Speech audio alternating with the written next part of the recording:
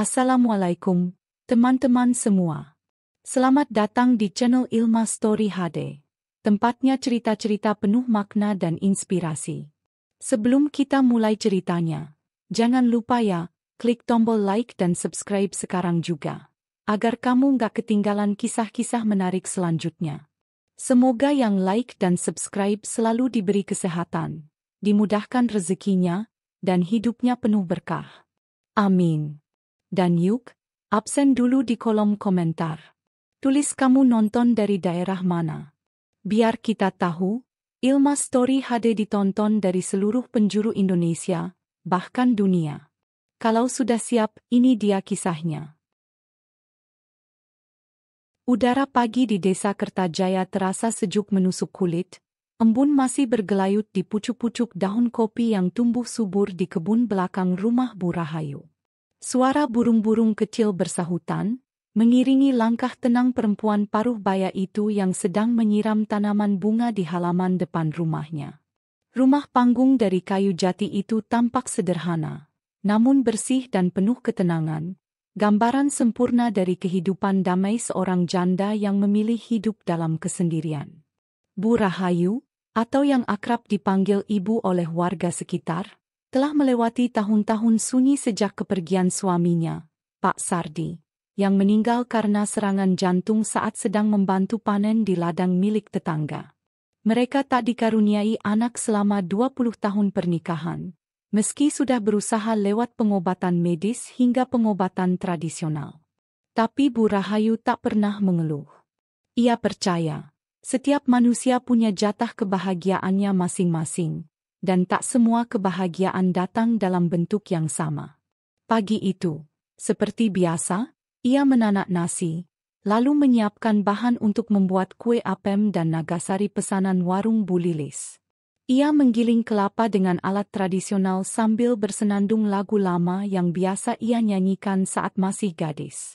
Tak ada suara televisi, tak ada dering ponsel, karena ia memang tak punya.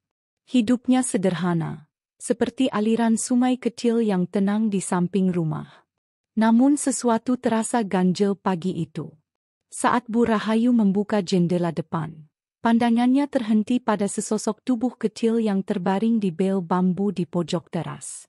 Bocah laki-laki, dengan rambut acak-acakan dan wajah penuh debu. Pakaian yang dikenakannya kotor dan robek di beberapa bagian, seperti telah berhari-hari ia tidak mandi. Ia terlihat begitu lelah, terkulai tanpa bergerak, dengan napas yang terdengar berat. Bu Rahayu tertegun. Hatinya tercekat. Ya Allah, anak siapa ini? Gumamnya lirih. Ia segera menghampiri bocah itu. Wajah mungil yang tirus itu tampak sedang tidur atau mungkin pingsan. Bu Rahayu menyentuh dahinya. Panas. Dengan lembut, ia menepuk bahu bocah itu. Li, bangun. Nak, kamu dari mana? Tanyanya lembut. Bocah itu mengerang pelan, lalu membuka matanya perlahan. Tatapannya kosong, tapi jelas ada ketakutan yang terpatri di dalamnya. Ia tak berkata apa-apa, hanya menatap Bu Rahayu seperti seekor anak kucing yang ketakutan. Jangan takut, nak, sini, ibu bantu ya, masuk dulu ke dalam, ajak Bu Rahayu. Tanpa pikir panjang, ia mengangkat tubuh kecil itu dengan pelan. Bocah itu ringan sekali, seperti tak punya tenaga. Ia membaringkannya di dipan kecil di ruang tengah, menyelimuti tubuhnya dengan kain hangat, lalu segera merebus air dan membuatkan bubur dari nasi semalam. Sementara menunggu, ia menyiapkan air hangat untuk mandi.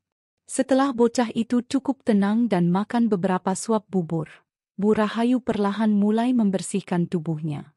Sambil mengusap kepala bocah itu dengan handuk basah, ia tak henti-hentinya bertanya dalam hati, siapa anak ini? Dari mana asalnya? Mengapa bisa sampai ke rumahnya yang berada cukup jauh dari jalan utama? Hari itu, Bu Rahayu tak sempat mengantarkan kue ke warung. Ia lebih memilih menemani bocah itu, yang tidur nyenyak di kasur kecilnya. Ada perasaan asing namun hangat yang tumbuh dalam hati perempuan itu. Sebuah rasa yang telah lama ia simpan, naluri seorang ibu. Menjelang sore, bocah itu terbangun.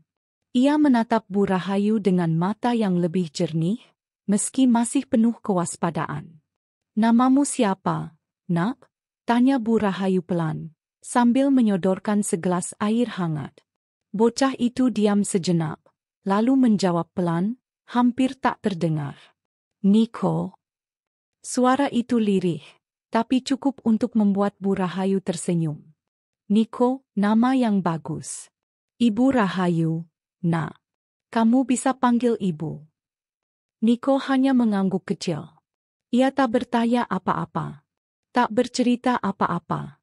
Tapi dari caranya menatap Bu Rahayu, tampak jelas bahwa untuk pertama kalinya setelah entah berapa lama, ia merasa aman. Malam pertama Niko di rumah Bu Rahayu penuh ketenangan. Bu Rahayu menyiapkan tikar dan selimut tambahan di kamarnya, membiarkan bocah itu tidur di dekatnya agar merasa nyaman. Sebelum tidur, ia memandangi wajah Niko yang lelap, dan untuk sesaat, air matanya menetes. Bukan karena sedih, tapi karena ada ruang kosong dalam hatinya yang selama ini sunyi, tiba-tiba terasa terisi.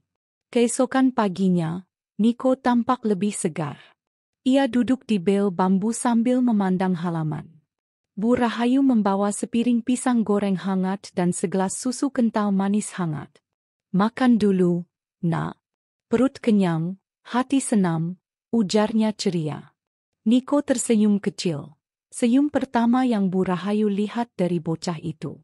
Hari-hari selanjutnya, rumah Bu Rahayu tak lagi sunyi. Tawa kecil Niko mulai terdengar. Ia membantu menyiram tanaman, ikut mengupas pisang, dan sesekali membantu Bu Rahayu menata kue ke dalam besek. Para tetangga yang awalnya heran, mulai mengenal Niko dan menyapanya ramah. Bu Lilis bahkan sempat berkata, "Wah, Bu Rahayu sekarang punya anak asuh, ya, rumah jadi makin hangat." Bu Rahayu hanya tersenyum. Ia belum tahu harus menjelaskan seperti apa, karena Niko sendiri belum banyak bercerita tentang dirinya. Tapi ia juga tak ingin memaksanya. Nanti kalau sudah siap, pasti dia akan cerita sendiri, batinnya. Ia tak peduli dari mana anak itu berasal. Ia hanya tahu bahwa sejak Niko hadir, hidupnya berubah. Ada tawa. Ada kebahagiaan kecil. Ada semangat baru untuk bangun setiap pagi. Dan yang paling penting, ada cinta seorang ibu yang akhirnya bisa ia rasakan meski bukan dari rahimnya sendiri. Suatu sore, saat matahari mulai turun di balik bukit, Bu Rahayu dan Niko duduk di tepi sawah belakang rumah. Angin bertiup pelan, menyejukkan. "Niko senang tinggal di sini?" tanya Bu Rahayu sambil mengelus rambutnya. Niko mengangguk. "Iya, Bu, di sini tenang, dan ibu baik sekali." Bu Rahayu tersenyum. Ia tahu, ia tak bisa menggantikan ibu kandung siapapun. Tapi ia akan merawat Niko dengan hati yang sepenuhnya. Namun jauh di dalam hati Bu Rahayu, tersimpan satu rasa yang belum ia ungkapkan, rasa khawatir. Ia tahu, anak sekecil Niko tak mungkin sendirian tanpa alasan. Ia tahu, ada sesuatu yang sedang disembunyikan anak itu. Dan ia tahu, cepat atau lambat, masa lalu Niko akan mengetuk pintu rumah mereka. Tapi untuk saat ini, ia memilih menikmati hari demi hari yang hangat itu. Ia memilih percaya bahwa cinta yang tulus bisa menyembuhkan luka, dan bahwa Tuhan tak pernah menempatkan seseorang di hidup kita tanpa alasan. Karena mungkin, bocah kecil itu bukan hanya dititipkan padanya untuk dirawat, tapi untuk mengubah hidupnya selamanya. Udara pagi kembali menyapa desa Kertajaya dengan semilir angin dan aroma tanah basah. Setelah beberapa hari dirawat dengan penuh kasih sayang oleh Bu Rahayu, kondisi bocah itu semakin membaik. Tubuhnya yang awalnya kurus dan lemas kini mulai berisi. Wajahnya tampak lebih segar, meski masih menyimpan sisa-sisa luka batin yang belum tersentuh kata-kata. Pagi itu, Bu Rahayu sedang duduk di depan tungku kayu sambil mengaduk adonan nagasari. Suara ayam berkokok bersahutan, sementara di luar, embun masih menempel di ujung dedaunan. Di bel bambu, Niko duduk bersila, menggenggam gelas susu hangat yang Bu Rahayu berikan. Diam-diam, Bu Rahayu mencuri pandang ke arah anak itu. Ia memperhatikan bagaimana Niko kini sudah mulai tersenyum, meski hanya sedikit, dan bagaimana tangan-tangan kecilnya perlahan mulai membantu pekerjaan ringan di rumah. "Niko," panggil Bu Rahayu dengan suara lembut. Anak itu menoleh. "Kamu sudah mulai sehat, ya, Nak?" Niko mengangguk pelan. Bu Rahayu tersenyum. "Ibu boleh tahu, kamu tinggal di mana sebelumnya? Apa kamu punya keluarga di sini?" Niko terdiam. Matanya menatap kosong ke arah pepohonan di kejauhan. Ada jeda panjang sebelum ia akhirnya menjawab dengan suara pelan. "Aku enggak tahu lagi, Bu." "Maksudnya?" Niko menunduk. "Aku enggak punya siapa-siapa. Dulu aku tinggal di tempat besar, ada mobil-mobil bagus, rumahnya tinggi. Tapi waktu itu, ada suara besar, terus aku lari. Aku takut, aku sembunyi." Bu Rahayu mencoba memahami, meski ceritanya masih samar. "Rumah besar? Suara besar? Kamu lari dari apa, Nak?" Niko menggeleng. "Aku nggak tahu, tapi sejak itu aku nggak bisa balik lagi. Aku tidur di tempat orang jualan, kadang di gudang. Terus aku jalan terus, sampai ke sini." Bu Rahayu menarik napas panjang. Hatinya terenyuh mendengar pengakuan polos itu. Niko bukan hanya seorang bocah terlantar, tapi juga seorang anak yang tengah lari dari sesuatu yang mengerikan. Sesuatu yang belum bisa ia jelaskan. "Niko," kata Bu Rahayu, mendekat dan meraih tangan kecil itu. "Kamu nggak perlu takut sekarang. Di sini aman. Ibu akan jaga kamu. Kamu bisa tinggal di sini selama kamu mau." Mata Niko mulai berkaca-kaca. Tapi ia menahannya. Ia hanya mengangguk pelan, lalu memeluk Bu Rahayu erat. Tak sepatah kata pun keluar, tapi pelukan itu cukup memberi isyarat betapa dalam rasa aman yang kini mulai tumbuh dalam hatinya. Hari-hari berikutnya, kehangatan semakin mengalir di rumah kayu kecil itu. Niko mulai ikut Bu Rahayu menanam sayuran di belakang rumah. Ia belajar membedakan bibit cabai dari bibit tomat. Tangannya kotor oleh tanah, tapi wajahnya berseri-seri. Di dapur, ia membantu membungkus kue dengan daun pisang, meski bungkusannya seringkali miring-miring. "Gak apa-apa, yang penting niatnya, ya," kata Bu Rahayu sambil tertawa melihat hasil bungkus Niko yang berantakan. Warga sekitar pun mulai menyadari kehadiran bocah kecil itu. Di pasar, beberapa ibu-ibu menatap Niko dengan rasa ingin tahu. "Itu anak siapa, ya? Mirip anak kota," kata Bu Lilis kepada temannya. "Kayak anak orang berada. Tapi bajunya dulu lusuh banget pas pertama datang." Bu Rahayu yang rawat, kan? Hati beliau memang emas. Bu Rahayu mendengar bisik-bisik itu tapi tak menggubris. Ia tahu, masyarakat desa selalu penuh rasa ingin tahu, tapi juga punya hati baik. Selama tidak ada yang berniat jahat pada Niko, ia tak keberatan dengan rasa ingin tahu mereka. Suatu sore, setelah selesai mengantar kue ke warung, Bu Rahayu dan Niko duduk di tepi jembatan kecil dekat kebun singkong. Air sungai yang jernih mengalir pelan, memantulkan cahaya oranye senja yang mulai turun. "Niko," Bu Rahayu membuka percakapan, "Ibu ingin tanya sesuatu. Kalau kamu ingat nanti, tentang orang tuamu atau rumahmu, bilang ke ibu ya.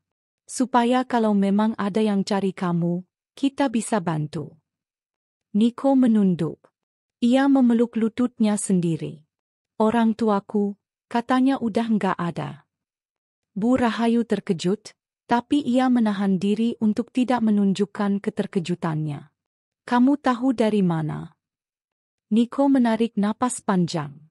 "Waktu itu, sebelum aku kabur, ada orang bilang gitu. Aku dengar dari balik pintu. Katanya pesawatnya jatuh, Terus aku harus diam di tempat, tapi aku malah lari karena takut. Kalimat itu membuat jantung Bu Rahayu berdetak lebih cepat. Pesawat? Jatuh? Itu bukan kata-kata yang biasa keluar dari mulut anak kecil di desa. Ia mulai merasa, anak ini memang berasal dari dunia yang berbeda. Tapi ia tak ingin menyudutkan Niko. Ia hanya mengangguk, lalu mengusap kepala bocah itu. Ibu gak tahu apa yang terjadi, nak. Tapi kamu kuat. Dan sekarang kamu gak sendiri lagi. Niko memandang Bu Rahayu, dan untuk pertama kalinya, ia tersenyum dengan mata yang penuh cahaya. Ibu, boleh aku panggil ibu? Ibu, beneran? Bu Rahayu tercekat. Tangannya gemetar saat memeluk anak itu. Tentu boleh, nak, panggil saja ibu. Dan senja itu, di pinggir jembatan kecil yang sepi, di antara suara jangkrik dan gemericik air sungai, Bu Rahayu untuk pertama kalinya mendengar kata yang paling ia rindukan seumur hidup, ibu.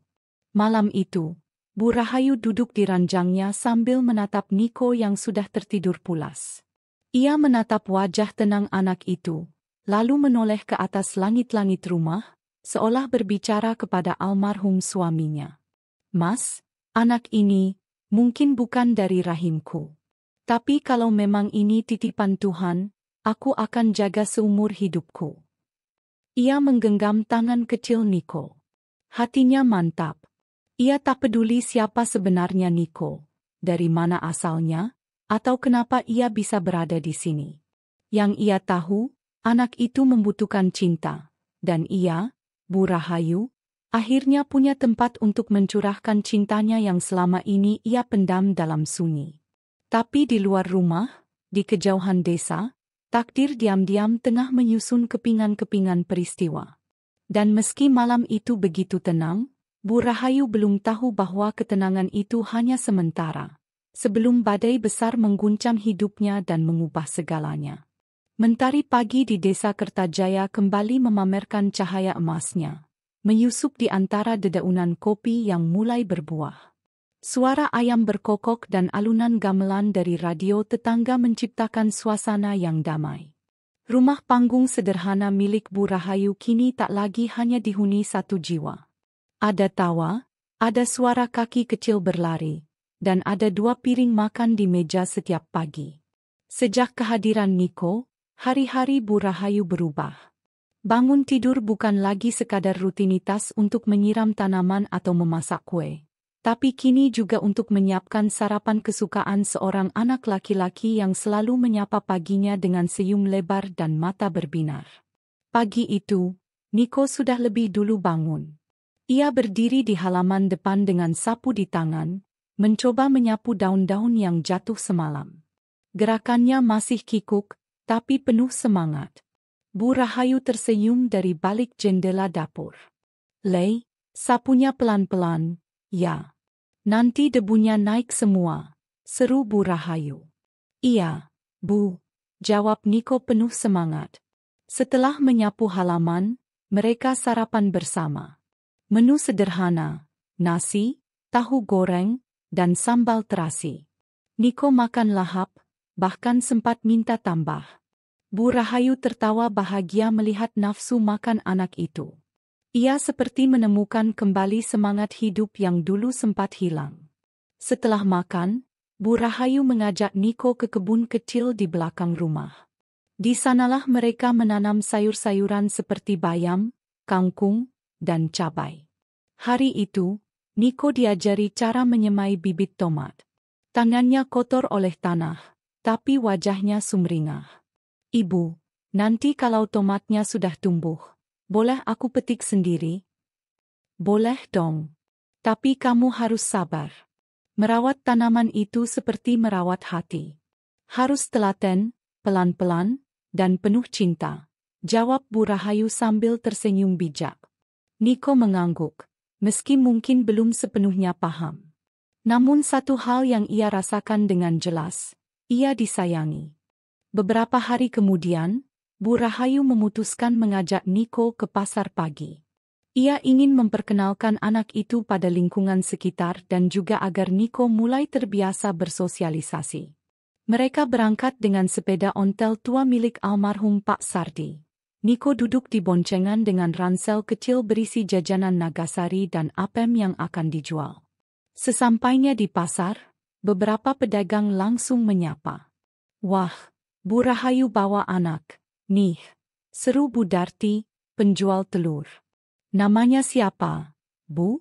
"Wah, manis ya anaknya," timpal Bu Lilis sambil tersenyum. "Niko," jawab Bu Rahayu singkat. "Ini anak asuh saya." Niko agak malu-malu. Ia berlindung di balik tubuh Bu Rahayu, tapi sesekali mencuri pandang dan tersenyum pada para ibu-ibu yang menyapanya. Di pasar, Niko belajar cara menata dagangan, memberi uang kembalian, dan sesekali membantu mengantar pesanan. Wajahnya penuh semangat, dan para pembeli pun terlihat senang melihat bocah manis itu bekerja dengan cekatan. Siang hari, setelah semua kue habis terjual, mereka duduk di warung kecil dekat sawah, menikmati es teh manis dan gorengan. "Niko suka ikut ibu jualan?" tanya Bu Rahayu sambil menyeka keringat di dahinya. Niko mengangguk. "Suka. Seru. Tapi capek juga ya, Bu?" "Haha, capek itu biasa. Tapi kalau kita kerja dengan hati, capeknya terasa bahagia." Niko menatap Bu Rahayu, lalu tersenyum lebar. "Ibu pintar banget, ya. Kayak buku." Bu Rahayu terkekeh. "Wah, ibu baru dibilang begitu sekali seumur hidup, Le." Sejak saat itu, hubungan mereka semakin erat. Niko mulai memanggil Bu Rahayu dengan lebih tulus. "Bu," bukan hanya sebagai sapaan, tapi sebagai panggilan dari hati yang merasa dicintai. Di rumah, mereka punya kebiasaan baru. Setiap malam sebelum tidur, Bu Rahayu akan membacakan cerita rakyat dari buku tua yang dulu sering ia simpan untuk anak yang tak pernah lahir. Kini buku itu menemui pemiliknya yang tepat. Ada cerita tentang kancil mencuri timun, tentang Sangkuriang dan Dayang Sumbi, hingga dongeng dari tanah Kalimantan yang belum pernah Niko dengar. Setiap cerita membuat matanya berbinar dan pikirannya terbang jauh. Namun yang paling ia sukai adalah cerita yang dibuat sendiri oleh Bu Rahayu. Tentang seekor burung kecil yang tersesat dan akhirnya menemukan sarang baru yang penuh cinta. "Ibu, burung kecil itu, kayak aku, ya?" tanya Niko suatu malam. Bu Rahayu tersenyum lembut. Ia tak langsung menjawab, hanya memeluk anak itu dan membisikkan doa-doa dalam hati. Suatu hari, Niko membawa seekor anak kucing yang ia temukan di dekat kandang kambing tetangga. Bulunya putih dengan corak abu-abu di kepala. "Bu, boleh pelihara ini enggak? Dia sendirian, kayak aku dulu." Bu Rahayu tak kuasa menolak. Mereka menamai kucing itu si Koko. Sejak saat itu, rumah mereka semakin ramai. Suara kucing mengeong, tawa anak kecil, dan obrolan hangat di sore hari menjadi musik yang mengisi ruang-ruang sepi yang dulu menghantui rumah itu. Namun meskipun hari-hari mereka penuh kebahagiaan, sesekali Bu Rahayu masih menangkap pandangan kosong Niko yang muncul tiba-tiba. Seperti sore itu, saat mereka sedang duduk di bel bambu sambil menikmati pisang goreng, tiba-tiba Niko menatap langit dan bertanya lirih. "Bu, kalau orang sudah meninggal, dia bisa lihat kita enggak?" Pertanyaan itu membuat tangan Bu Rahayu berhenti menyuap. "Ibu rasa bisa, Nak. Mereka bisa lihat, dan mereka ingin kita bahagia. Apalagi kalau yang melihat itu orang tua sendiri." Niko mengangguk pelan. "Kalau begitu, aku harus bahagia, biar Papa dan Mama enggak sedih." Itulah kali pertama Niko menyebut Papa dan Mama di hadapan Bu Rahayu.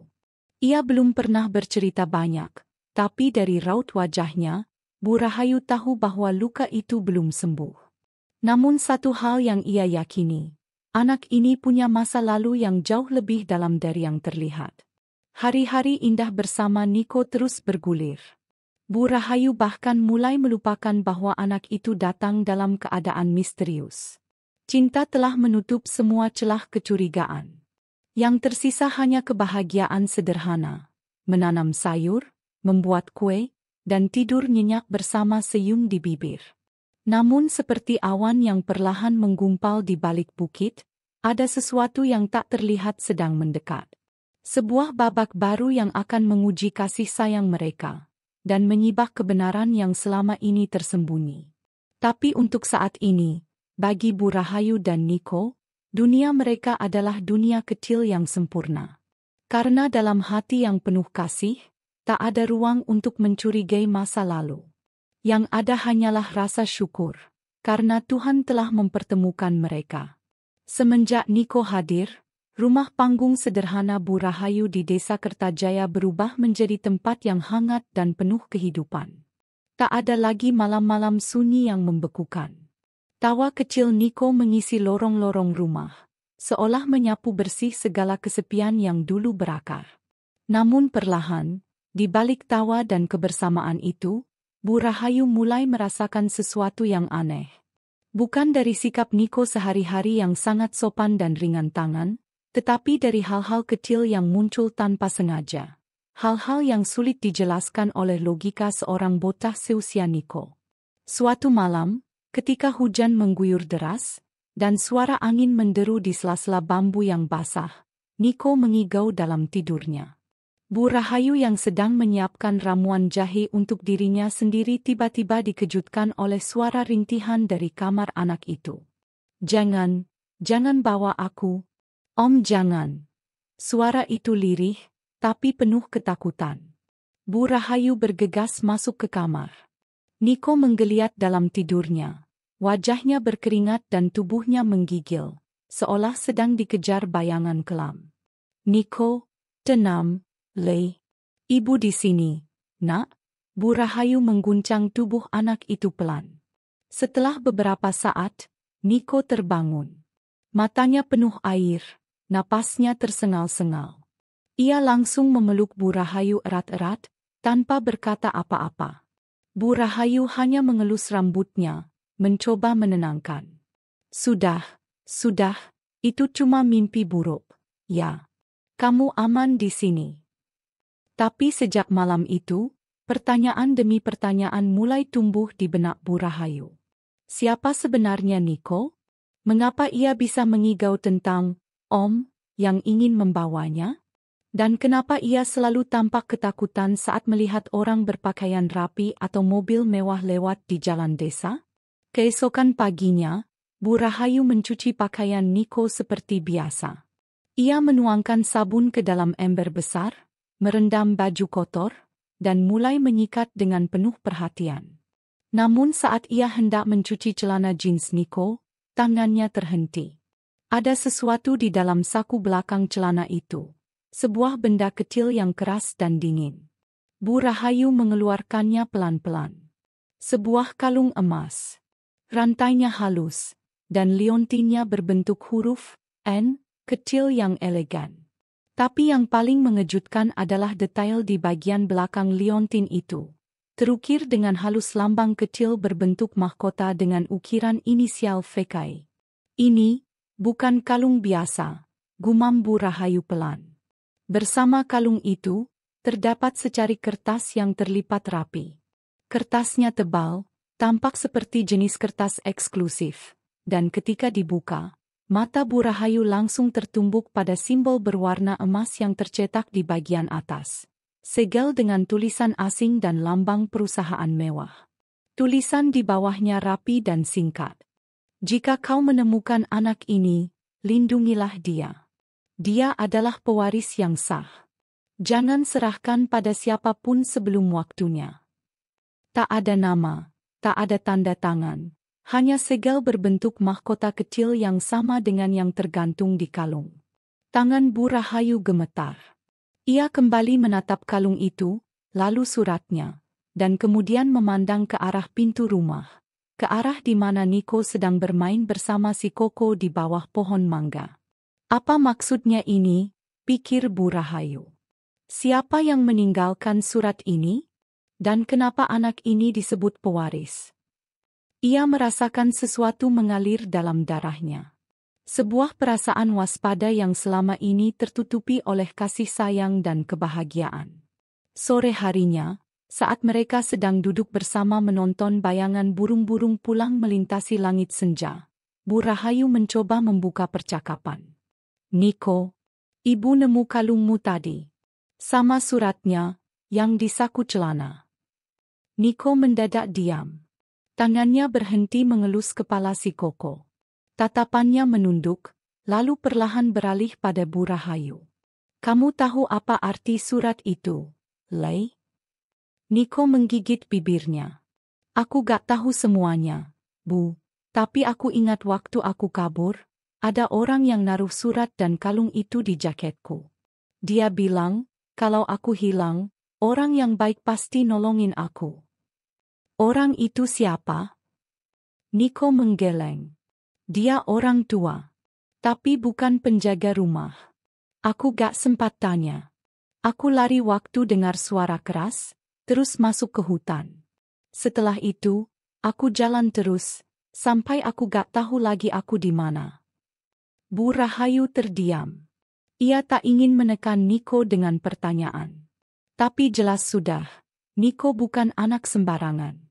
Kalung emas, surat dengan segel, dan sikapnya yang kadang dewasa menunjukkan bahwa ada latar belakang besar di balik sosok mungil ini. Namun yang lebih penting bagi Bu Rahayu saat itu adalah satu hal.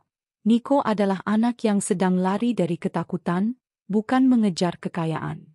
Malamnya, Bu Rahayu menatap kalung itu sekali lagi.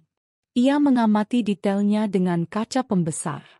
Lambang, VK, tampak seperti inisial perusahaan. Ia teringat pada sebuah berita di koran yang dulu ia baca di warung kopi. Tentang sepasang pengusaha sukses dari luar negeri yang meninggal dalam kecelakaan helikopter misterius di perbatasan hutan tropis. Tak banyak informasi, tapi satu hal yang ia ingat. Mereka memiliki satu anak laki-laki yang hilang dan belum ditemukan. Jangan-jangan, Niko, pikirnya. Namun ia segera menggeleng. Tidak. Ia tidak akan menyimpulkan terlalu jauh. Bisa jadi itu hanya kebetulan. Bisa jadi ini hanya anak orang kaya yang ditinggalkan. Tapi siapapun Niko, Bu Rahayu sudah jatuh cinta pada sosok kecil itu. Keesokan harinya, saat mereka sedang menjemur pakaian, Bu Rahayu memperhatikan reaksi Niko saat mendengar suara mobil melintas di jalan depan rumah. Anak itu langsung sembunyi di balik tiang kayu dan menutup telinganya. Niko, itu cuma mobil biasa, Nak, kata Bu Rahayu sambil menghampiri. Niko tidak menjawab, hanya menunduk. Tapi raut ketakutannya tak bisa disembunyikan. Bu Rahayu mulai yakin, Niko sedang dikejar. Bukan oleh sembarang orang, tapi oleh pihak-pihak yang tahu siapa dia sebenarnya. Orang-orang yang menginginkan sesuatu darinya. Dan dengan semakin jelasnya kenyataan itu, Bu Rahayu tahu, ia tak bisa tinggal diam. Ia harus bersiap. Karena cinta seorang ibu, walau tak lahir dari darah dan daging, akan selalu mencari cara untuk melindungi anaknya. Bahkan jika itu berarti melawan dunia. Sejak menemukan kalung emas dan secarik surat misterius dalam saku celana Niko, hati Bu Rahayu tak pernah benar-benar tenang. Ia mencoba menjalani hari-hari seperti biasa. Memasak, berkebun, mengantar sayuran ke warung, dan mengajari Niko menulis alfabet Jawa. Tapi di balik senyum dan kehangatan yang terpancar, pikirannya terus berputar.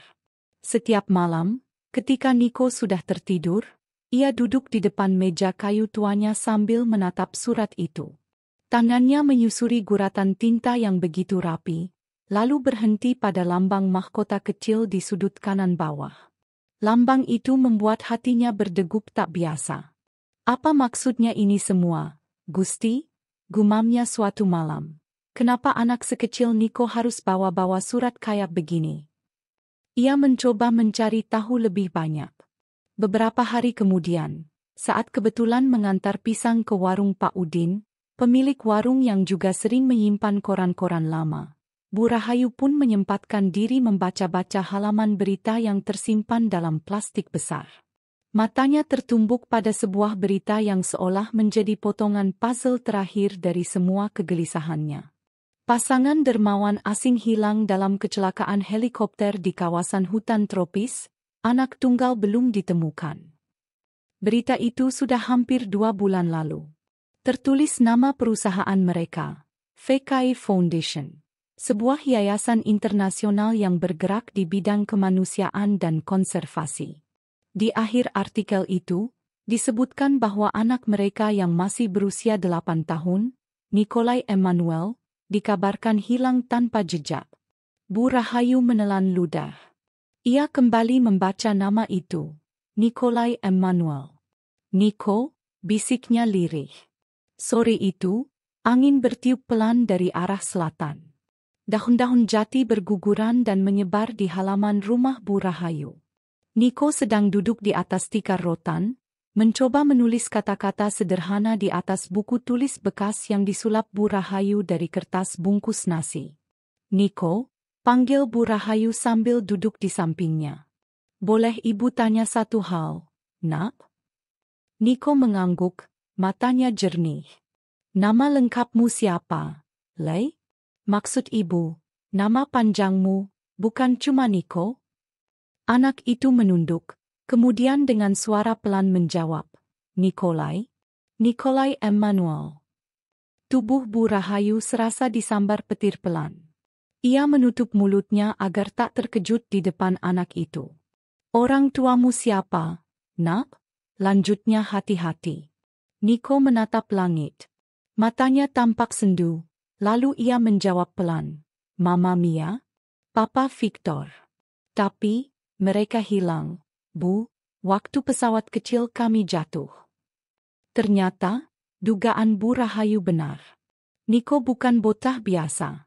Anak ini adalah putra dari keluarga ternama yang kini mungkin sedang dicari seluruh dunia.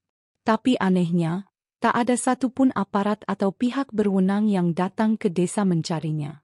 Mengapa? Keesokan harinya, Bu Rahayu mengunjungi Pak Lurah, membawa surat dan kalung yang ia simpan. Ia merasa perlu bercerita pada seseorang yang ia percayai. Pak Lurah, yang sudah sepuh dan bersahaja, membaca surat itu dengan kening berkerut. Lalu ia memeriksa kalung dengan cermat. "Saya pernah dengar tentang VKI Foundation itu, Bu Rahayu," ucapnya hati-hati. "Yayasan itu besar. Kantor pusatnya di luar negeri. Bisa jadi memang anak ini, anak mereka." "Tapi kenapa dia bisa sampai ke desa kita, Pak?" tanya Bu Rahayu cemas. "Kalau benar dia dicari, kenapa tak ada yang datang ke sini?"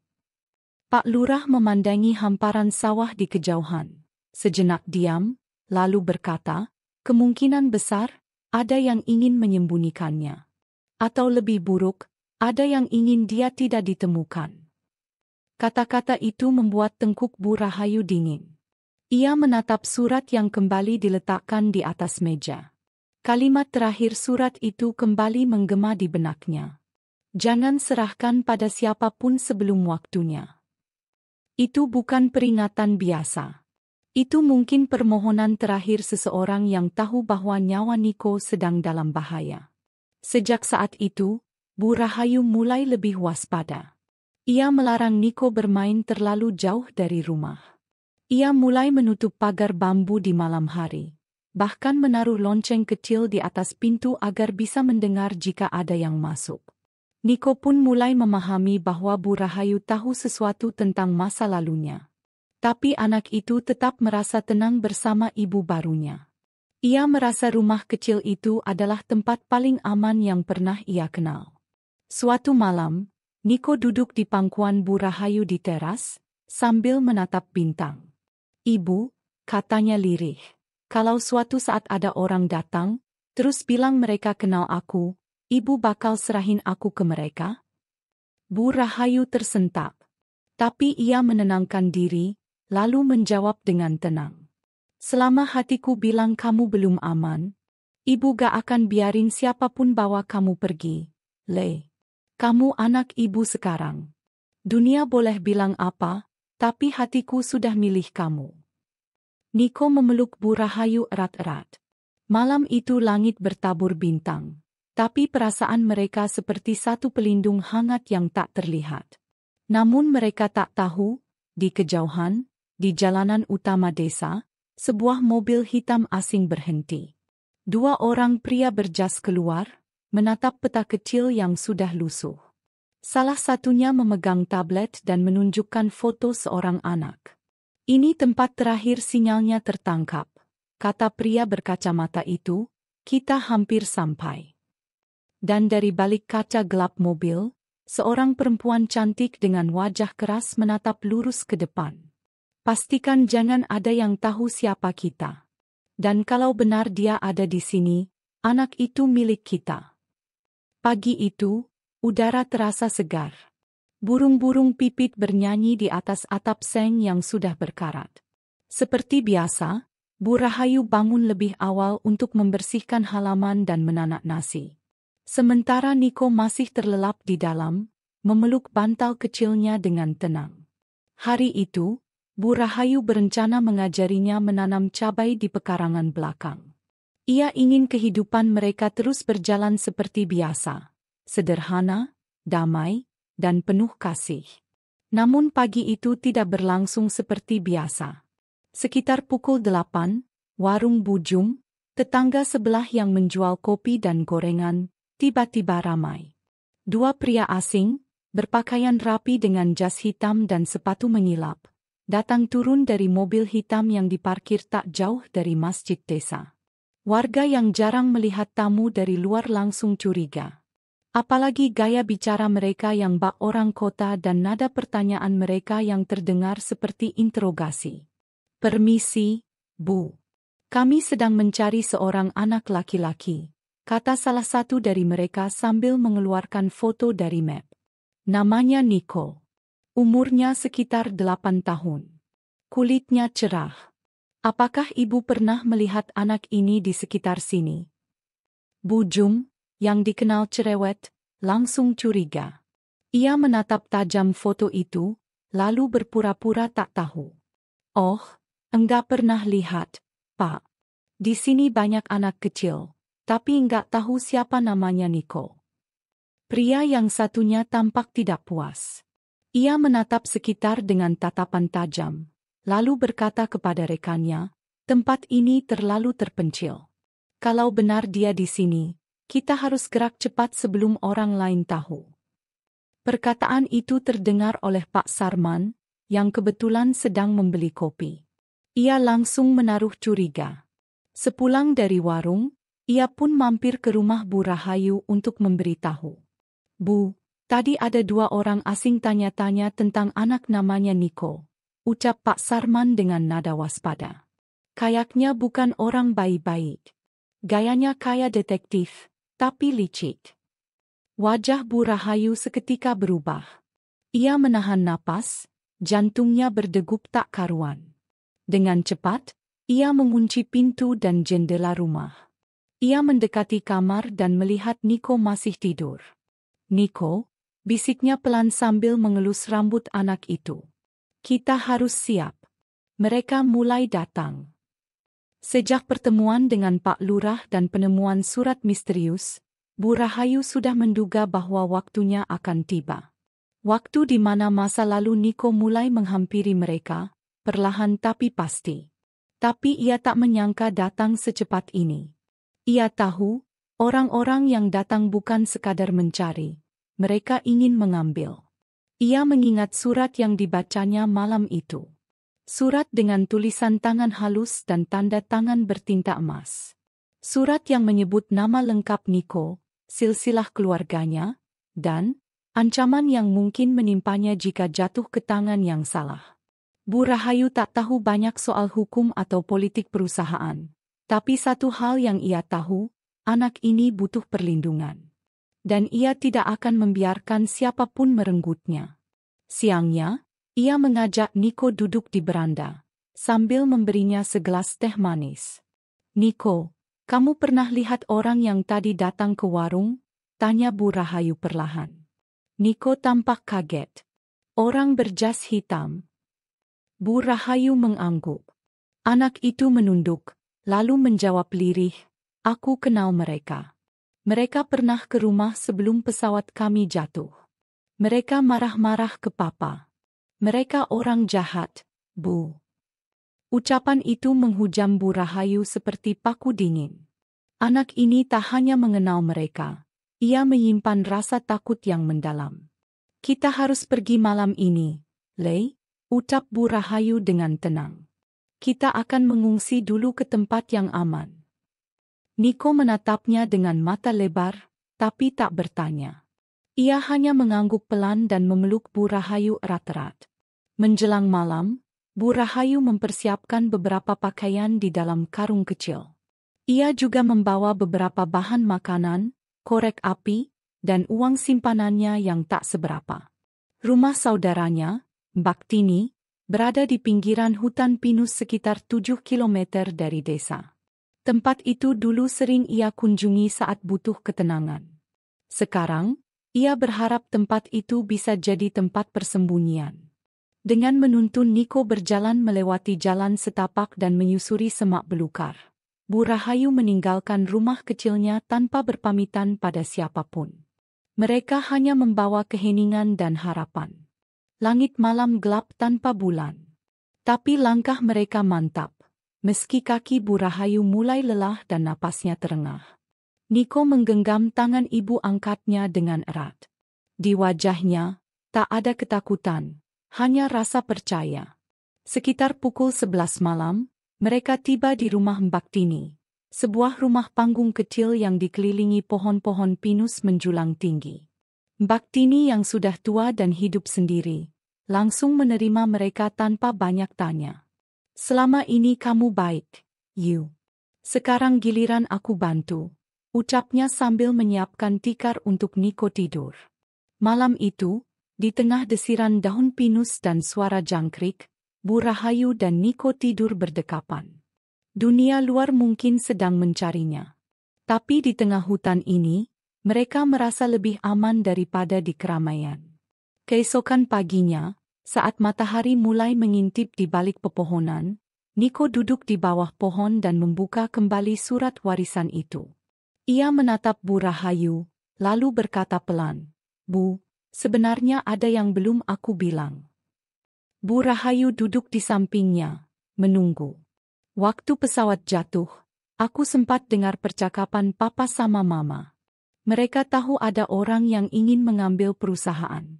Mereka bilang, kalau terjadi apa-apa, aku harus cari orang baik. Seseorang yang gak pengen uang atau jabatan. Seseorang yang mau jagain aku. Bu Rahayu menatapnya dengan mata berkaca-kaca. Papa bilang, orang baik itu akan muncul sendiri. Aku gak ngerti maksudnya waktu itu. Tapi sekarang aku tahu, itu ibu. Niko lalu mengeluarkan sesuatu dari dalam surat itu. Selembar salinan dokumen hukum, yang ditandatangani oleh pengacara dan kedua orang tuanya. Dokumen itu menunjuk Niko sebagai pemilik sah dari perusahaan keluarga mereka. Tapi yang paling mengejutkan, di bagian bawah surat itu tertulis, jika dalam keadaan darurat, hak wali dan pendamping sementara jatuh kepada siapapun yang secara tulus menyelamatkan dan merawat anak kami dengan kasih sayang. Keputusan terakhir akan ditentukan oleh anak kami sendiri. Bu Rahayu menutup mulutnya. Tangannya bergetar. Gusti Allah, apa ini artinya aku punya hak jagain kamu, Lei?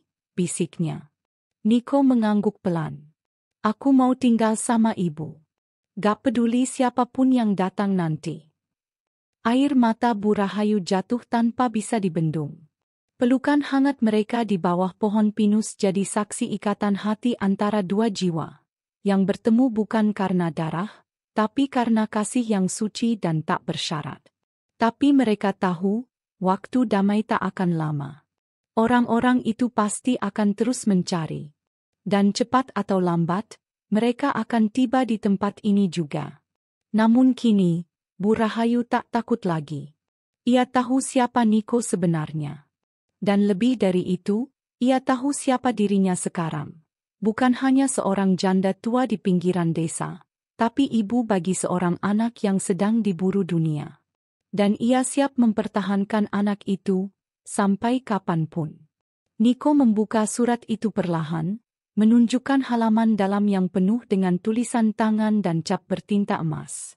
Meski beberapa kata telah luntur oleh air atau waktu, Bu Rahayu bisa membaca beberapa kalimat penting. Saya, Bimo Aditya, dan istri saya, Rania, mewariskan seluruh kekayaan, saham, dan kendali utama atas perusahaan Airtek Group kepada putra kami satu-satunya, Niko Arya Satya, jika suatu hari kami tiada. Bu Rahayu membaca dengan suara tercekat. Airtek Group. Nama itu tidak asing. Bahkan di pelosok desa, perusahaan itu dikenal sebagai raksasa teknologi yang mendunia. Perusahaan yang membuat sistem keamanan canggih, kendaraan listrik, dan robot pintar. Dan Niko adalah anak dari pemiliknya? Mereka meninggal, Bu. Dalam kecelakaan pesawat, ucap Niko lirih, suaranya bergetar. Bu Rahayu menatapnya, tertegun. Dunia bocah ini jauh lebih rumit dan kelam dari yang ia bayangkan. Waktu itu saya disuruh tinggal di rumah kakek di Singapura. Tapi sebelum ke sana, saya diajak naik mobil sama Om Reza. Katanya mau ke tempat mama dan papa. Tapi di tengah jalan saya dikurung. Mobilnya masuk ke gudang, dan saya dikunci. Saya berhasil kabur lewat jendela, terus lari sampai naik truk sembako. Sampai akhirnya saya tidur di bel bambu depan rumah ibu. Air mata mengalir di pipi Niko. Bu Rahayu mendekap anak itu erat-erat. Ia tak peduli siapa anak ini di masa lalu. Yang ia tahu, sekarang ia adalah anaknya. Anak yang harus ia lindungi. Tapi satu hal menjadi sangat jelas. Ini bukan hanya soal kasih sayang, ini soal nyawa. Orang-orang yang mengejar Niko tak akan berhenti. Dan semakin banyak ia tahu, semakin ia sadar, ia sedang berhadapan dengan sesuatu yang besar, sangat besar. Bu Rahayu akhirnya membuat keputusan.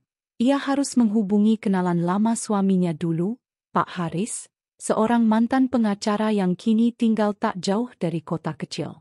Ia mengirim surat rahasia lewat Mbok Sri yang pergi ke pasar setiap minggu. Kini, Bu Rahayu tahu, waktu mereka bersembunyi tak akan lama. Tapi sebelum itu, ia ingin mendengar dari Niko. Siapa sebenarnya orang yang mengejarnya? Dan jawaban itu akan membuat segalanya terasa lebih pahit lagi. Episode 9. Pengkhianatan dalam keluarga besar. Beberapa hari kemudian, di bawah rimbunnya pohon pinus, Bu Rahayu dan Niko kembali berbincang. Niko duduk di pangkuannya, matanya menerawang jauh. Setelah diam lama, ia berkata dengan lirih. Orang yang mau ambil saya itu, paman saya sendiri, Bu. Namanya Reza. Adik kandung papa. Bu Rahayu tersentak. Tak menyangka pengkhianatan bisa datang sedekat itu. Dulu Om Reza baik, sering kasih mainan dan ajak saya main bola. Tapi mama bilang, dia nggak boleh masuk ke ruang kerja papa. Waktu itu saya dengar mereka bertengkar soal saham. Om Reza pengin pegang kendali perusahaan, tapi papa nggak setuju. Niko menghela napas panjang. Setelah papa dan mama meninggal, semua berubah. Dia datang ke rumah, langsung masukin saya ke mobil. Katanya saya nggak boleh kemana-mana, karena saya kunci perusahaan. Kunci? Tanya Bu Rahayu pelan. Iya. Tanpa tanda tangan saya, dia nggak bisa ambil alih perusahaan. Tapi surat warisan ini, itu ditulis tangan sama papa dan mama waktu kami liburan di Ubud. Nggak ada yang tahu soal surat ini selain mereka dan saya. Kini semua mulai masuk akal bagi Bu Rahayu. Kenapa orang-orang itu mencari Niko? Kenapa mereka begitu gigih? Bukan hanya karena kasih sayang, tapi karena kekuasaan. Harta. Perusahaan. Bu Rahayu tahu, mereka harus bersiap. Orang seperti Reza tak akan diam. Ia akan melakukan apapun, bahkan jika itu berarti menyakiti keponakan kandungnya sendiri. Tapi ia tak akan membiarkan Niko jatuh ke tangan yang salah. Tidak sekarang. Tidak setelah ia mengenal anak itu, dan melihat bagaimana luka di matanya perlahan sembuh karena cinta dan perhatian. Bu Rahayu menggenggam tangan kecil Niko. Kamu tidak sendiri, Niko. Ibu di sini. Ibu akan lindungi kamu sampai kapanpun. Dan untuk pertama kalinya dalam hidupnya, Niko memanggilnya, dengan suara pelan tapi tulus, Ibu. Air mata kembali mengalir. Namun kali ini bukan karena takut, melainkan karena haru. Di antara pohon pinus yang menjulang tinggi, dua jiwa yang sama-sama kehilangan kini bersatu, membangun ikatan keluarga yang tak bisa diputuskan oleh darah, tapi oleh cinta sejati. Mereka tak tahu kapan badai akan datang. Tapi mereka tahu satu hal, mereka akan menghadapinya bersama. Malam itu, langit desa Giriwening tampak lebih gelap dari biasanya. Angin bertiup lirih, membawa serta kegelisahan yang tak kasat mata. Bu Rahayu duduk di sudut ruang tamu rumahnya yang sederhana, memandangi Niko yang tertidur lelap di atas tikar pandan. Peluh masih menempel di jidat bocah itu. Meski wajah Niko tampak damai, Bu Rahayu tahu hatinya sedang bergolak. Sejak dua pria asing datang ke warung Embok Darmi dan bertanya soal anak kecil bernama Niko, suasana menjadi tak tenang. Warga desa memang tak mengatakan apapun padanya secara langsung, tapi bisik-bisik itu akhirnya sampai juga ke telinga Bu Rahayu. Beberapa orang menyebut dua pria itu sebagai pengusaha dari kota yang mencari keponakan hilang. Tapi dari deskripsi dan gelagatnya, Bu Rahayu yakin niat mereka bukan untuk melindungi Niko, melainkan sebaliknya. Tak menunggu lama, malam itu juga Bu Rahayu mulai membereskan beberapa baju dan perbekalan ke dalam tas gendong tua miliknya. Ia membangunkan Niko dengan lembut, membisikkan bahwa mereka akan pergi sebentar ke tempat yang lebih aman. Mata Niko sempat melebar, tapi kemudian ia menurut. Tidak banyak bertanya. Entah karena ia percaya pada Bu Rahayu, atau karena ia sudah terlalu sering hidup berpindah-pindah dan bersembunyi dari ancaman yang mengintainya. Mereka menempuh perjalanan selama 2 jam dengan menumpang angkot tua ke arah utara desa, lalu berjalan kaki menyusuri jalan setapak ke arah hutan pinus yang sunyi.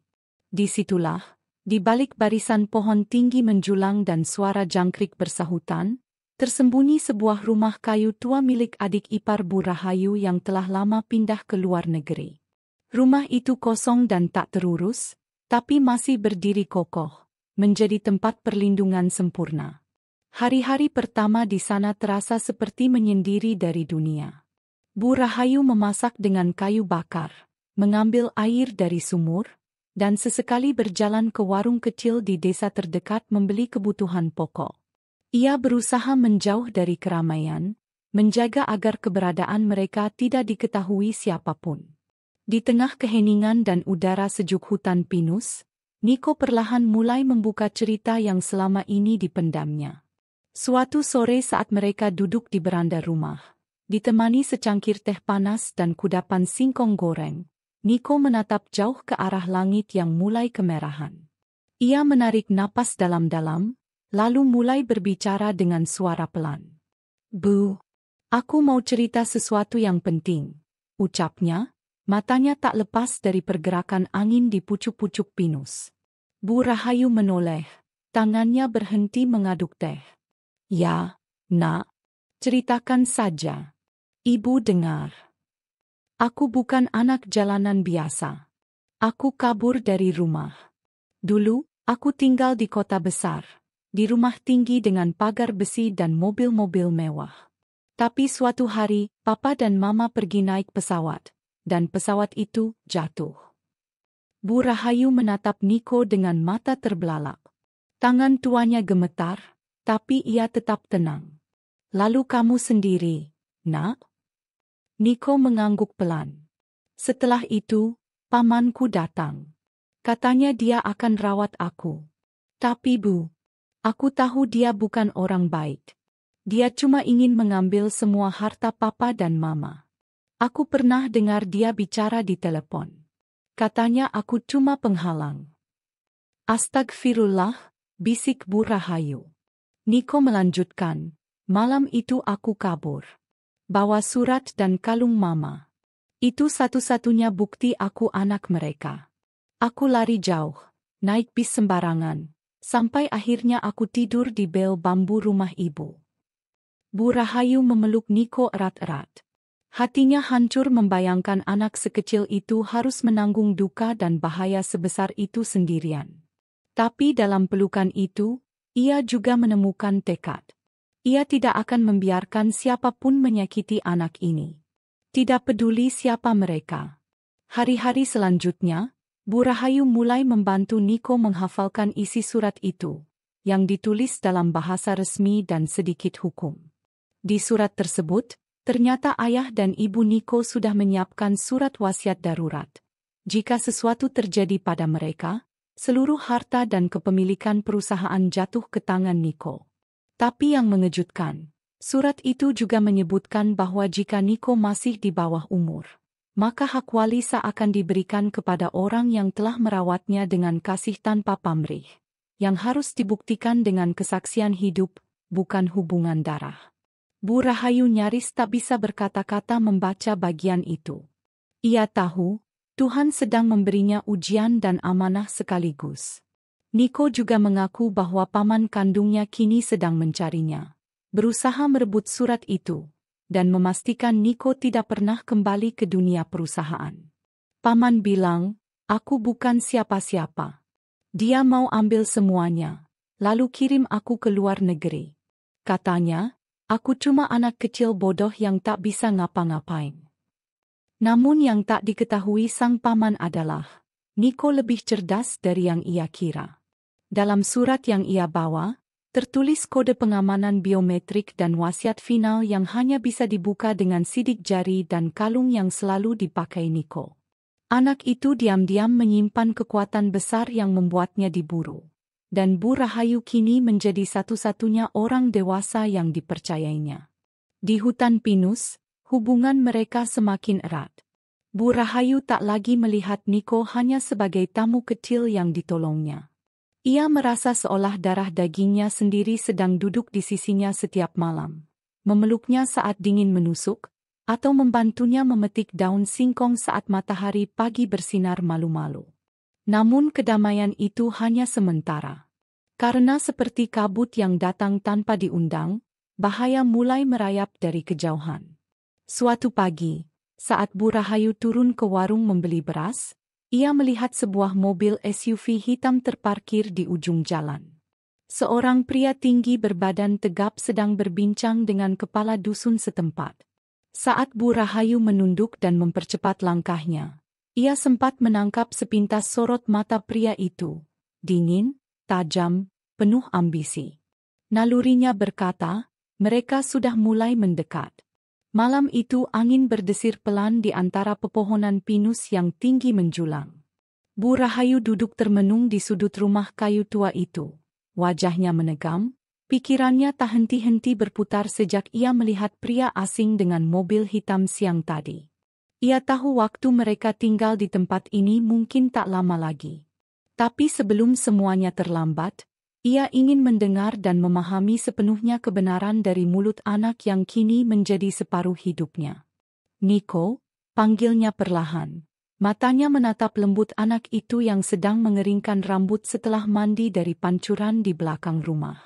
Iya, Bu, jawab Niko seraya duduk di dekat perapian kecil yang mereka buat dari batu bata dan arang. Ibu ingin tahu isi surat itu, yang kamu simpan di kantong kecilmu itu. Niko terdiam sejenak. Ia merogoh ke dalam kantong kecil berwarna abu-abu yang selalu ia jaga. Lalu dengan hati-hati, ia menarik selembar kertas tebal yang sudah mulai menguning di pinggirannya. Surat itu dilipat rapi, disegel dengan lambang lilin merah berukir huruf H, huruf depan dari nama keluarga besar ayahnya, hartawan. Ini surat dari pengacara keluarga, disimpan oleh ayahku di dalam kotak besi kecil. Sebelum pergi naik pesawat, ayah bilang ke mama, jika sesuatu terjadi, pastikan Niko tahu ini. Tapi saat pesawat mereka jatuh, semua orang panik. Pamanku langsung datang dan bilang dia akan ambil semua urusan. Tapi aku dengar sendiri, dia telepon seseorang, katanya aku harus disingkirkan dulu sementara. Tangan kecil Niko perlahan membuka lipatan surat itu. Bu Rahayu ikut duduk lebih dekat, degup jantungnya semakin cepat. Dengan suara pelan tapi mantap, Niko mulai membaca. Surat wasiat darurat. Kami yang bertanda tangan di bawah ini, Andreas Hartawan dan Sofia Lestari, menyatakan bahwa jika kami berdua wafat atau tidak bisa lagi melanjutkan peran sebagai orang tua, maka seluruh aset dan kepemilikan usaha kami atas PT Hartawan Teknologi Indonesia jatuh kepada anak kandung kami satu-satunya, Niko Hartawan.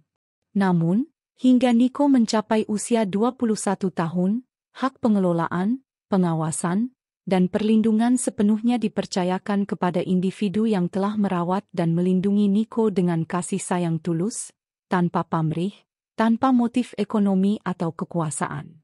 Individu tersebut tidak perlu memiliki hubungan darah, namun akan ditetapkan berdasarkan pengakuan langsung Niko dan kesaksian perbuatan. Kami percaya bahwa keluarga sejati tidak selalu dibentuk oleh darah, melainkan oleh kasih dan pengorbanan. Tertanda, Andreas Hartawan, Sofia Lestari. Bu Rahayu menutup mulutnya. Matanya berkaca-kaca.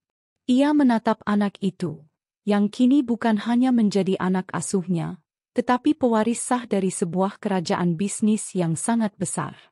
Lebih dari itu, ia menyadari bahwa surat ini juga mengandung pesan yang luar biasa dalam, tentang siapa sejatinya yang pantas disebut keluarga. Niko mengeluarkan satu benda lagi dari dalam kantongnya, sebuah kalung kecil dengan liontin bundar.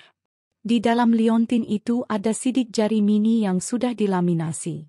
Sidik jari sang ayah, sebagai bentuk pengamanan biometrik surat warisan yang lebih lengkap. Ia juga menunjukkan kode akses ke dokumen digital di internet yang hanya bisa diakses dengan kombinasi sidik jari, suara, dan kalung tersebut. Bu, Paman gak tahu soal surat ini. Tapi dia tahu kalau aku satu-satunya pewaris. Makanya dia mau aku menghilang. Supaya dia bisa ambil perusahaan dan hartanya. Ya Allah, nak, bisik Bu Rahayu, memeluk tubuh kecil itu dengan erat. Kamu anak yang sangat kuat. Dan ibu janji, ibu akan lindungi kamu. Sampai kapanpun. Tangis mereka pecah malam itu. Bukan karena kelemahan, melainkan karena kekuatan yang tumbuh di tengah ketakutan. Niko merasa seolah beban yang ia pendam selama ini mulai terangkat. Ia tak lagi sendiri. Ia punya Ibu Rahayu. Namun ketenangan itu tak berlangsung lama. Keesokan harinya, saat mereka sedang menjemur pakaian di belakang rumah, seekor burung kecil terbang dan hinggap di jendela. Di kakinya terikat kertas kecil. Bu Rahayu mengambilnya dengan waspada. Saat dibuka, tulisannya hanya satu kalimat. Kami tahu kalian di sini. Waktu kalian tinggal sedikit. Wajah Bu Rahayu langsung pucat. Ia tahu pria-pria itu bukan orang biasa. Mereka punya cara melacak yang tidak bisa ditebak. Ia menggenggam tangan Niko erat-erat dan berkata, "Kita harus bersiap." Tapi kali ini, Niko tidak terlihat takut.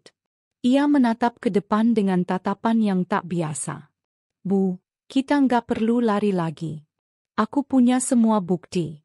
Aku mau lawan mereka. Tapi, aku nggak bisa sendiri. Aku perlu ibu. Ibu, mau jadi waliku, kan?" Bu Rahayu tak menjawab dengan kata-kata. Ia hanya memeluk Niko erat-erat. Dalam pelukan itu, ia tahu jawaban hatinya sudah pasti. Hari itu mereka mulai bersiap. Surat-surat disimpan dalam kotak besi dan dikunci. Kode digital diunggah ke cloud aman. Niko menghafal setiap bagian penting dari surat itu. Bu Rahayu mulai menulis surat terbuka kepada pengacara yang ia tahu pernah menangani kasus almarhum Andreas Hartawan.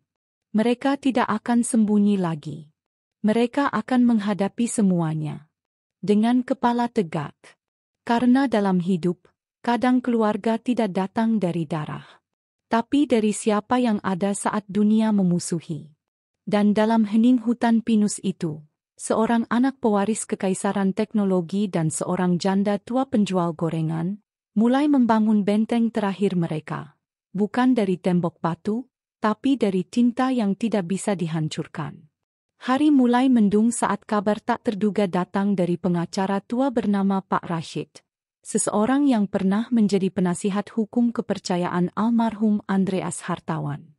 Melalui pesan email yang berhasil dibalas setelah Bu Rahayu menghubunginya secara diam-diam, ia bersedia datang ke tempat persembunyian mereka di rumah dekat hutan pinus, setelah membaca potongan surat warisan yang difoto oleh Niko.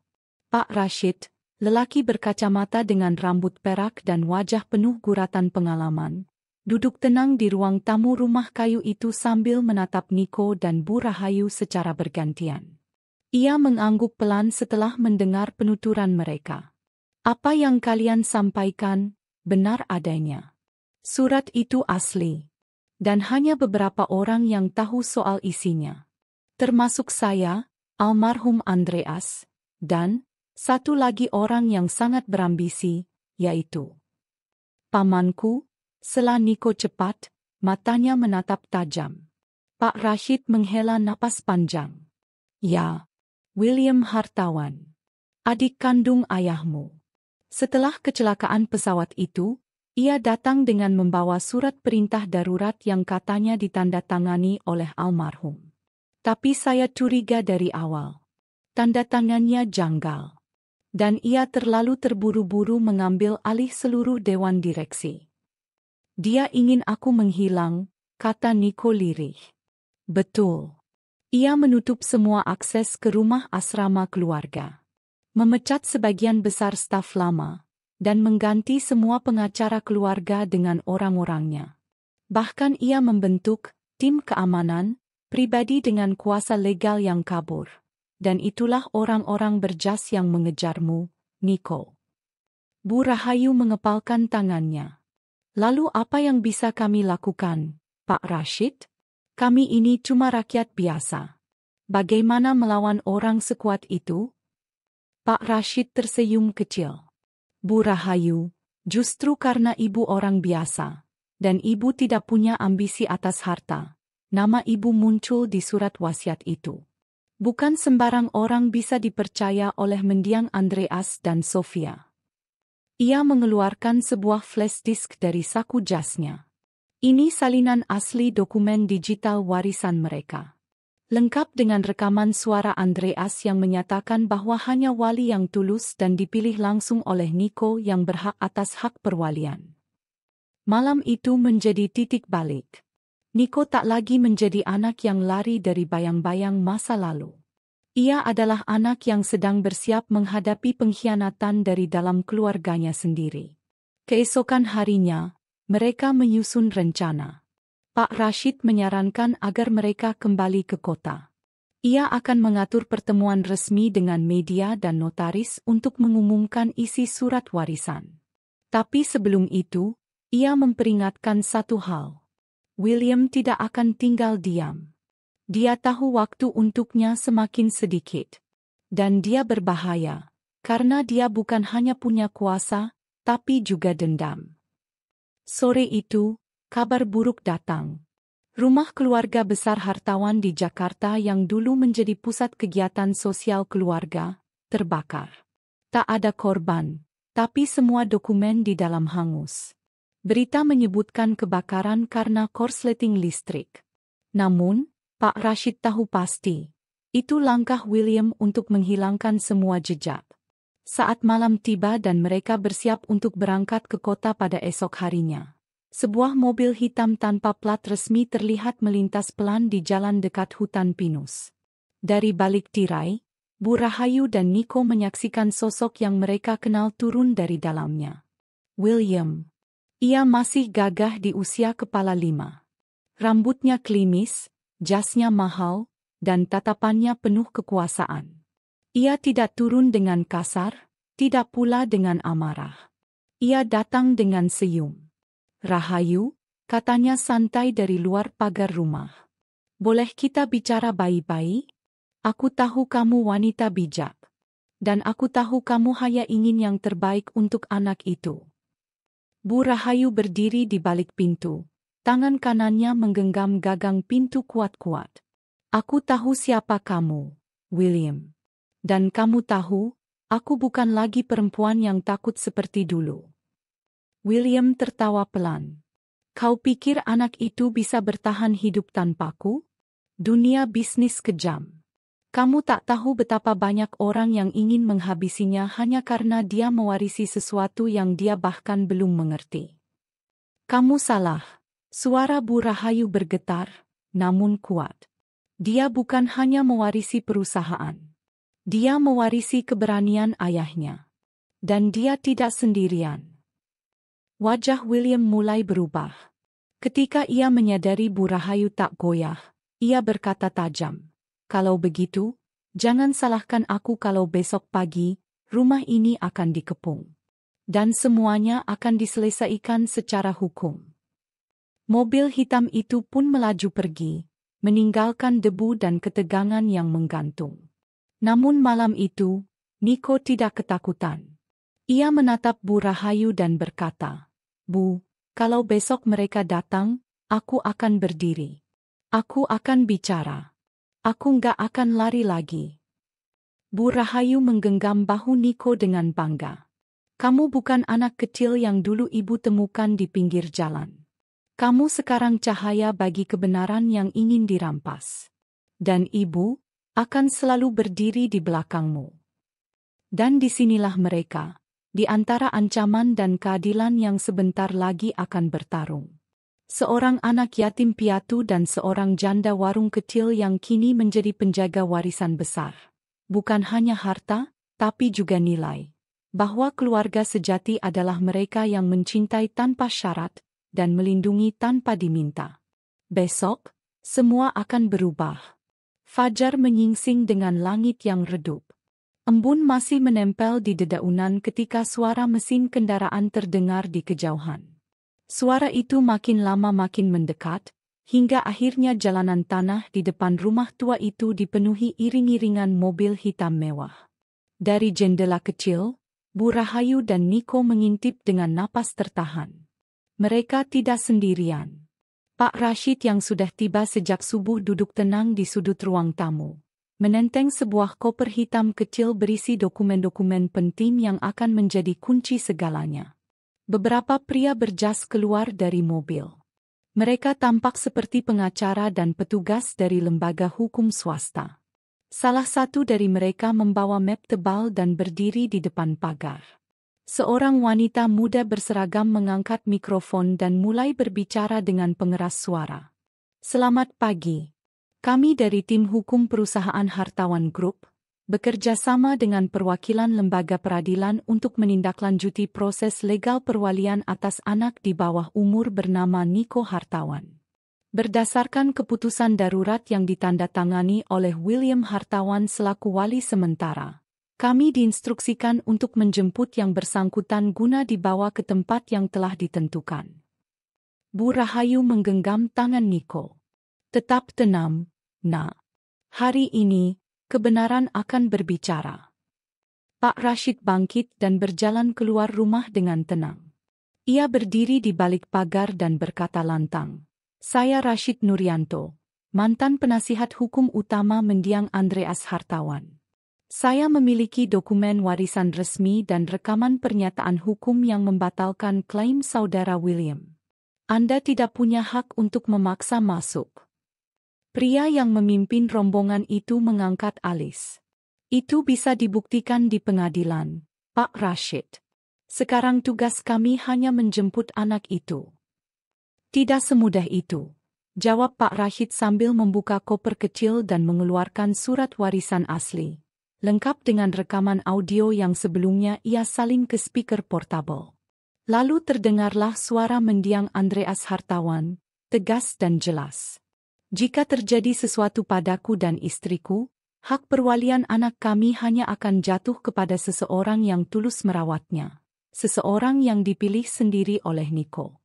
Tidak ada saudara atau kerabat yang berhak, kecuali ditunjuk oleh Niko secara sadar dan sukarela.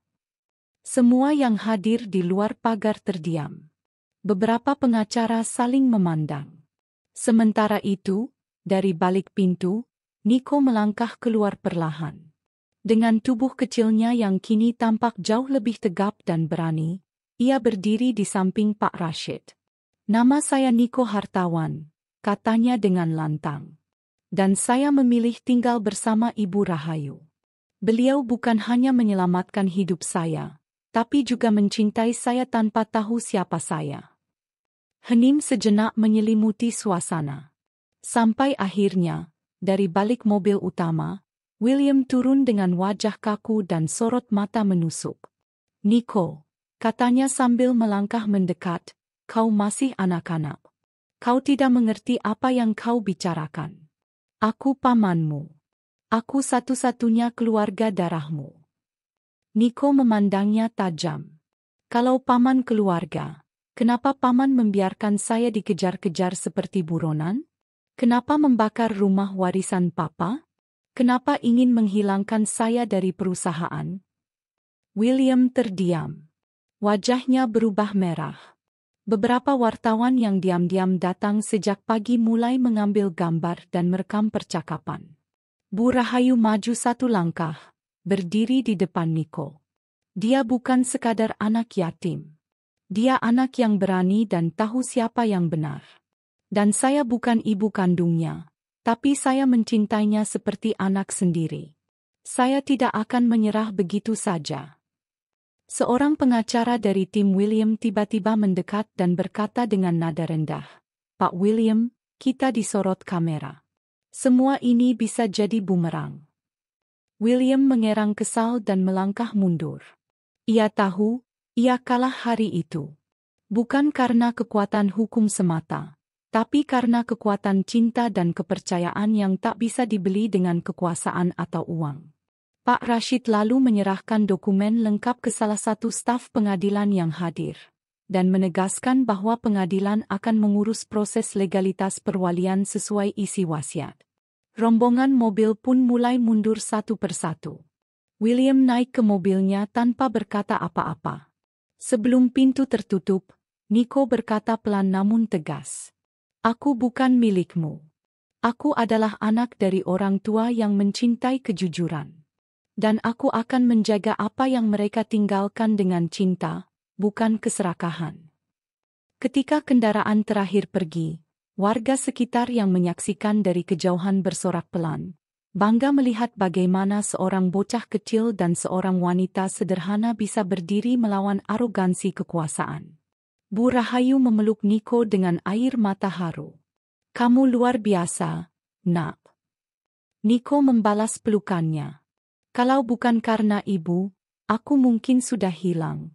Ibu bukan cuma menyelamatkanku, ibu menyelamatkan seluruh harapanku." Hari itu, rumah tua di pinggir hutan bukan lagi tempat persembunyian. Ia telah menjadi simbol bahwa kebenaran tak selalu butuh panggung besar. Kadang, cukup dengan keberanian dari hati yang paling tulus. Beberapa hari setelah peristiwa pengepungan itu, suasana di rumah tua milik saudara Bu Rahayu perlahan kembali tenang. Namun, bukan berarti ketegangan hilang sepenuhnya.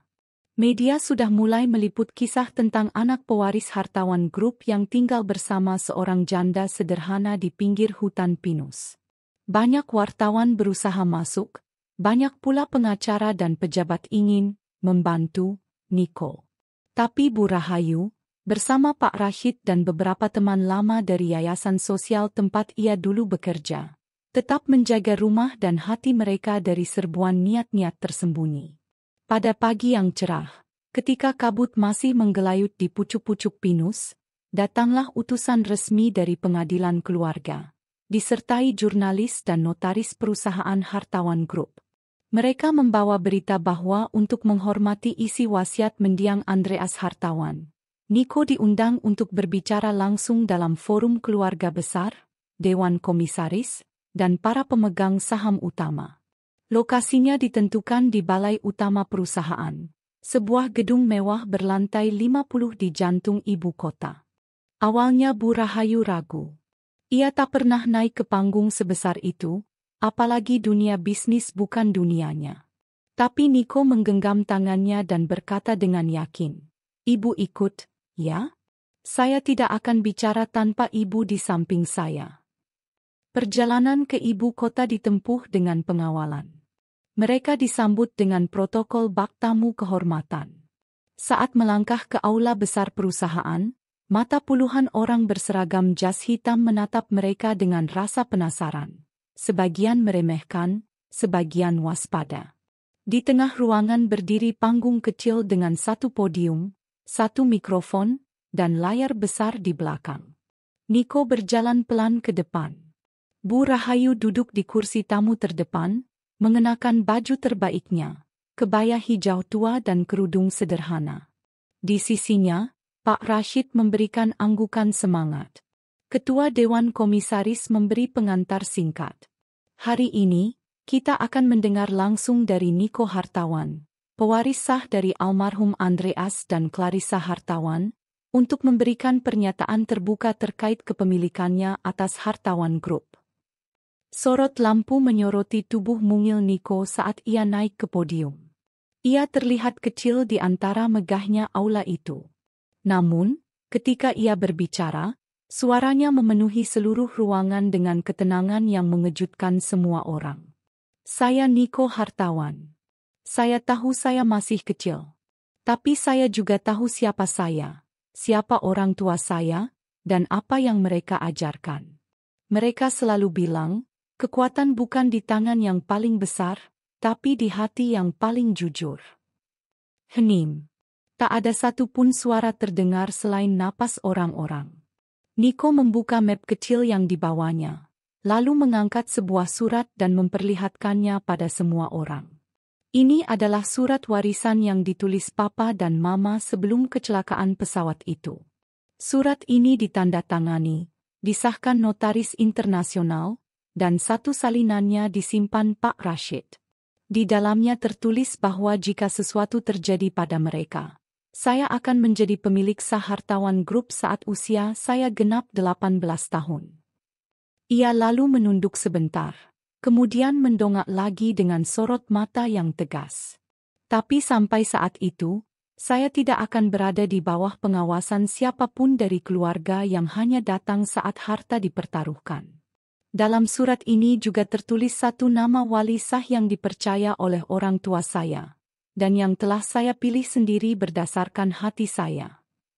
Ia menarik napas dalam-dalam, lalu berkata pelan namun jelas. Nama wali itu adalah Rahayu binti Asman. Riuh rendah aula berubah jadi gumaman. Beberapa anggota keluarga besar yang sejak awal mengincar jabatan perwalian terlihat saling melirik. William Hartawan, yang duduk di barisan belakang, mencengkeram sandaran kursi dengan rahang mengeras. Niko melanjutkan, "Bu Rahayu merawat saya tanpa tahu saya siapa. Ia tidak pernah meminta imbalan. Ia menasihati saya, mengobati luka saya, dan mengajari saya cara jadi orang baik. Bagi saya, dia bukan sekadar wali. Dia ibu saya." Semua mata tertuju pada Bu Rahayu yang kini meneteskan air mata. Ia tak menyangka, nama yang ia jaga dengan penuh kehormatan akan disebut dalam forum sebesar ini. Ia bukan siapa-siapa di dunia bisnis. Tapi cinta yang ia beri dengan tulus ternyata dihargai sebesar itu. Niko menunduk ke arah semua yang hadir. "Saya tahu saya akan belajar banyak ke depan. Tapi saya ingin perusahaan ini dijalankan dengan nilai kejujuran, bukan sekadar laba. Dan selama saya belum cukup umur, saya ingin Ibu Rahayu menjadi perwakilan suara saya di perusahaan ini." Ketua Dewan Komisaris terdiam lama, lalu berdiri dan membungkuk kecil. "Kami akan mengikuti isi surat warisan. Ini momen sejarah. Dan saya pribadi merasa terharu melihat ketulusan yang jarang ada di dunia bisnis ini. Riuh tepuk tangan menggema. Seorang jurnalis yang meliput dari awal bahkan menyeka air mata. Di layar belakang, ditampilkan foto Niko bersama kedua orang tuanya semasa hidup. Lalu berganti ke foto Bu Rahayu memeluk Niko di depan rumah sederhana mereka. Hari itu, seorang bocah kecil berhasil membungkam para pebisnis licik dengan kekuatan hati yang bersih. Hari itu juga, seorang janda tua sederhana dari desa kecil di pinggir hutan diangkat sebagai wali kehormatan dan akan masuk dalam struktur direksi sebagai penasihat khusus untuk bagian sosial perusahaan. Niko turun dari podium, berjalan cepat ke arah Bu Rahayu, dan langsung memeluknya di hadapan semua orang. Ibu, sekarang semua tahu. Ibu bukan sekadar penjual gorengan. Ibu pahlawan hidupku. Hari-hari setelah pengumuman itu menjadi titik balik besar dalam hidup Bu Rahayu dan Niko.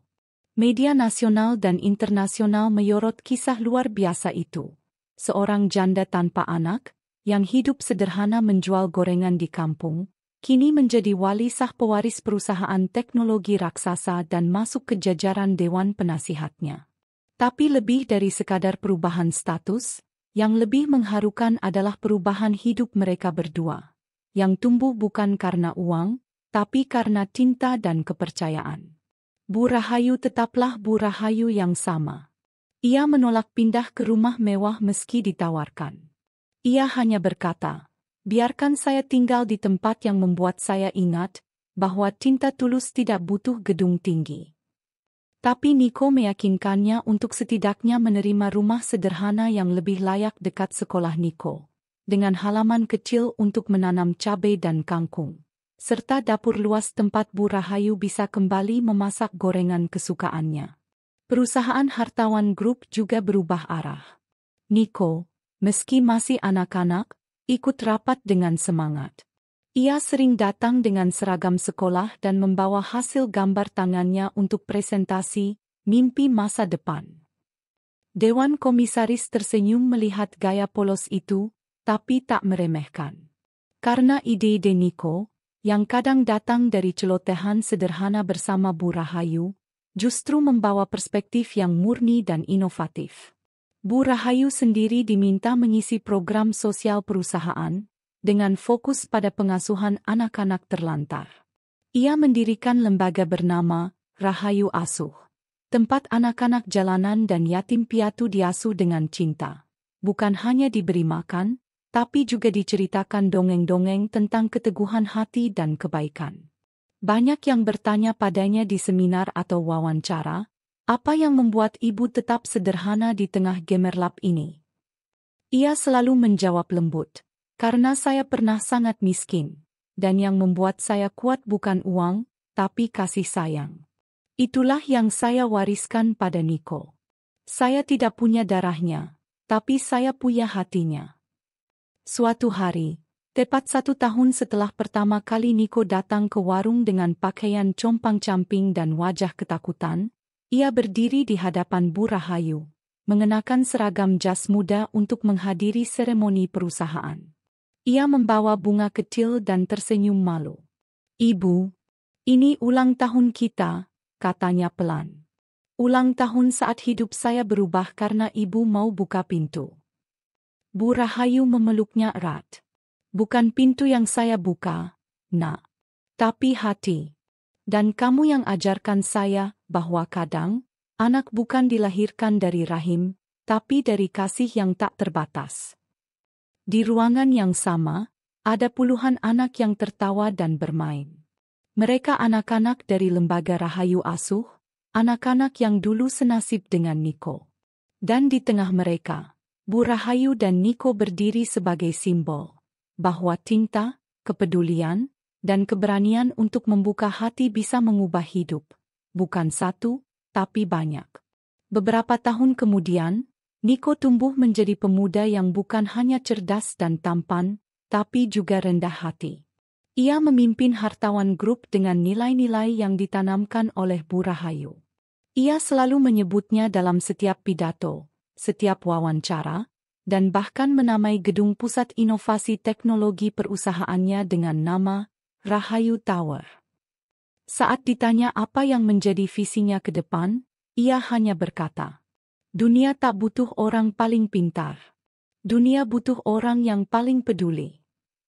Dan bagi jutaan orang yang menonton kisah ini, Niko dan Bu Rahayu telah membuktikan bahwa satu kebaikan kecil, seperti memberi makan seorang bocah gelandangan, bisa menjadi benih perubahan yang menginspirasi seluruh dunia.